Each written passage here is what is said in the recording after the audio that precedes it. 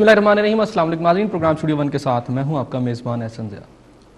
ناظرین، امیر المومنین حضرت عمر فاروق رضی اللہ تعالیٰ عنہ نے فرمایا تھا کہ سب سے بدبخت حکمران وہ ہے جس کے ہاتھوں اس ہی کی رایا تباہ ہو جائے۔ ناظرین، اگر ہم پاکستان کے حالات جو ہیں اس فرمان کی روشنی میں دیکھیں تو آپ میرا خیال ہے خود ہی گواہ ہیں اس بات کے کہ پاکستان کے حکمران کی عزت کی جائے کہ نہ کی جائے، کیونکہ ہمارے حکمران جو ہیں وہ عزت تو مانگتے ہیں، لیکن اگر اس فرمان کی روشنی میں دیکھیں تو کیا یہ حقیقت نہیں ہے کہ آج کے حکمرانوں نے اپنی ہی رایا کو تباہ کر دیا؟ یہ وہ حکمران ہیں جو دعویٰ کرتے ہیں کہ عوام کو روٹی، کپڑا اور مکان دیں گے، اور اس کے ساتھ ساتھ یہ بھی دعویٰ کرتے ہیں کہ انہوں نے آج پاکستان کو ایک ویلفیئر اسٹیٹ بھی بنا دیا ہے۔ اس کے بڑے بڑے اشتہارات آج کل اخبارات میں بھی آ رہے ہیں، اور یہ دعویٰ کیا جا رہا ہے الیکٹرانک میڈیا کے اشتہارات میں بھی کہ بے نظیر انکم سپورٹس پروگرام کے تحت شاید پاکستان کو ایک ویلفیئر اسٹیٹ بنا دیا گیا ہے۔ ناظرین، ہماری جو رایا جو ہے، یعنی یہ حکمرانوں کی جو رایا ہے پاکستان کی، وہ تباہ کیسے ہوئی ہے؟ اس کی بنیادی وجہ یہ کہ قوم کا جو خزانہ ہے، قومی خزانہ جسے کہتے ہیں، اس کے بنیادی جو وسائل ہیں وہ حکمرانوں نے اپنے لیے اور اپنے خواہش و قارب کے لیے تو خوب بھرپور طریقے سے لوٹنے ہیں، انہیں لٹایا ہے، اور وہ لوگ جو ان کے منظور نظر ہیں ان پہ یہ لٹایا ہے۔ اس وجہ سے آج کا ہر پاکستانی بہت ساری تکالیف اور مسائل میں گھرا ہوا ہے۔ اس کے سر پہ نہ تو چھت ہے، نہ پیٹ میں روٹی ہے، نہ تن میں کپڑا ہے۔ تن پہ کپڑا نہیں ہے، لیکن اس کے ساتھ ساتھ ہم دیکھتے ہیں کہ اس غریب ملک کی جو ایک وفاقی کابینہ ہے اس میں جو ایکسٹینشن، اسے دیکھ کے بڑا افسوس ہوتا ہے۔ آئے روز اس میں ایک اضافہ ہے، اور میں سمجھتا ہوں کہ وزراء کی جو ایک فوج ظفر ہے، اگر اس کے اخراجات پر ہم اندازہ لگائیں تو کیبنٹ ڈویژن کی ایک رپورٹ کا میں آپ کو ایک حوالہ دیتا ہوں کہ وہ یہ بتاتی ہے کہ 2 افراد صرف پاکستان کے، صدر اور وزیر اعظم، ان کے اوپر سالانہ پاکستانی جو قوم کا خزانہ ہے تقریباً 4.5 ارب روپے خرچ ہوتا ہے۔ کیبنٹ جو ہے، وفاقی کیبنٹ جو 96 وزراء اور مشیروں پر پہلے جو تھی اس پر مشتمل تھی، اس پر گزشتہ 3 سالوں میں 47-48 ارب روپیہ خرچ ہو چکا تھا۔ ناظرین، اس ساری صورتحال کے اندر پھر مزید وزراء کو ایڈ کر دیا گیا ہے۔ اس سے ہمیں اندازہ ہوتا ہے کہ حکمرانوں کی صفاقی عوام کے حوالے سے کس قدر زیادہ ہے۔ میں یہاں یہ مثال بھی آپ کو ضرور دوں گا کہ حکمران کہتے ہیں کہ ہمیں بڑے تلخ فیصلے کرنے پڑ رہے ہیں اس وقت کیونکہ ملک کے حالات ایسے ہیں، لیکن ان حالات کے اندر جو تلخ فیصلے کیے جا رہے ہیں اس کے اثرات عوام پر تو ہیں لیکن حکمرانوں پر نہیں ہیں۔ میں نے پہلے بھی ایک پروگرام میں وزیر اعظم یوسف رضا گیلانی صاحب کے بچوں کی مثال دی کہ وزیر اعظم یوسف رضا گیلانی نے الیکشن کا خرچہ پورا کرنے کے لیے اور فیسیں اپنے بچوں کے دینے کے لیے اپنے گھر کا جو اپر پورشن تھا، یعنی ایک پورشن جو تھا، وہ کرائے پہ دیا یا اس کو سیل کیا، لیکن آج انہی بچوں کے پاس روز رائز گاڑیاں بھی اور دیگر دنیا کی قیمتی گاڑیاں بھی ہیں۔ دونوں بچوں کے ایک کا نام حج سکینڈل میں آیا اور دوسرے کا ابھی کیمیکلز کا ایک سکینڈل جو ہے اس میں بھی نام آیا۔ ناظرین، یہ جو سارے مسائل ہیں عوام ہی کے لیے کیوں ہیں؟ یہ جمہوریت جو ہے صرف حکمرانوں کے لیے کیوں فائدہ مند ہو کے رہ گئی ہے؟ اس کے ساتھ ساتھ میں مثال دوں گا کہ اگر پاکستان کو اگر ہم دیکھیں اس وقت کیبنٹ کا جتنی بھی ایکسٹینشن کی گئی ہے، امریکہ کی مثال، انڈیا کی مثال، چائنا کی مثال، آبادی میں ہم سے کہیں زیادہ ہے، لیکن وہاں پر بھی ان ممالک کو بھی چلانے کے لیے کیبنٹ کا سائز بہت چھوٹا رکھا گیا ہے۔ لیکن پاکستان میں شاید حکمران اسے کوئی مغلیہ سلطنت سمجھتے ہیں۔ اس کے ساتھ ساتھ ناظرین میں یہ بات بھی کروں گا کہ ہمارے ساتھ ہمسائے میں ایران جس کا ذکر کرتا ہوں احمدی نژاد ہے۔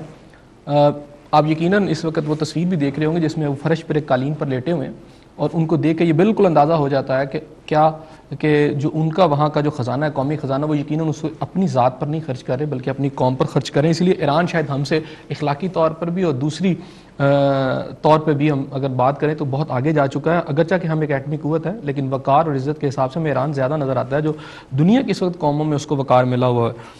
ناظرین، یہاں میرے ساتھ ایک تصدیق کرنے کے لیے ایک شخص بیٹھے ہیں، پنجاب کے سابق صوبائی وزیر اشرف خان سونا صاحب میرے گیسٹ ہیں آج اسی موضوع پر، میں نے انوائٹ بھی کیا، تو انہوں نے خود بھی یہ مجھے بتایا کہ جب گیلانی صاحب رہا ہو کے الیکشن سے قبل آئے تو ان کے گھر گئے ڈیفنس والے، تو ان کے پاس انہیں پلانے کے لیے ٹھنڈا پانی بھی موجود نہیں تھا، لیکن آج گیلانی صاحب میں سمجھتا ہوں جس طرح کے وسائل سے مستفید ہو رہے ہیں پاکستان کا ایک عام آدمی سوچ بھی نہیں سکتا۔ نہ صرف وہ خود ہو رہے ہیں، زرداری صاحب ہو رہے ہیں، بلکہ ان کے ساتھ ساتھ ان کے جتنے بھی منسٹرز اور منظور نظر لوگ ہیں وہ بھی ہو رہے ہیں، لیکن اگر نہیں کوئی ہو رہا تو پاکستان کا ایک عام آدمی۔ یہ رویہ کیوں ہے؟ یہاں میں ایک چھوٹی سی مثال اور بھی تھوڑی سی دے دیتا ہوں۔ مثال کا ایک سلطان محمود غزنوی نے اپنے غلام ایاز کو ایک انگوٹھی دی اور کہا کہ اس انگوٹھی پہ کوئی ایسی عبارت لکھوا دو کہ اگر میں خوشی میں پڑھوں تو غمزدہ ہو جاؤں اور اگر میں غم میں پڑھوں تو خوش ہو جاؤں. محمود ایاز نے کچھ دنوں کے بعد وہ انگوٹھی سے واپس کی تو اس پہ لکھا تھا کہ یہ وقت گزر جائے گا.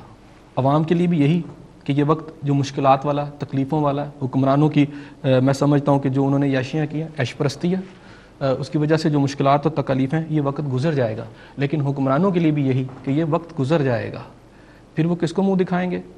پاکستانی قوم یقیناً ان کا احتساب کرے گی. آج اس پروگرام پر مزید آگے بڑھتے ہیں، اس پر بات کرتے ہیں. میرے ساتھ شریک گفتگو ہے، میری پہلی مہمان ہے رحیلہ خادم حسین صاحبہ، رکن پنجاب اسمبلی ہیں، تعلق ہے ان کا مسلم نواز سے.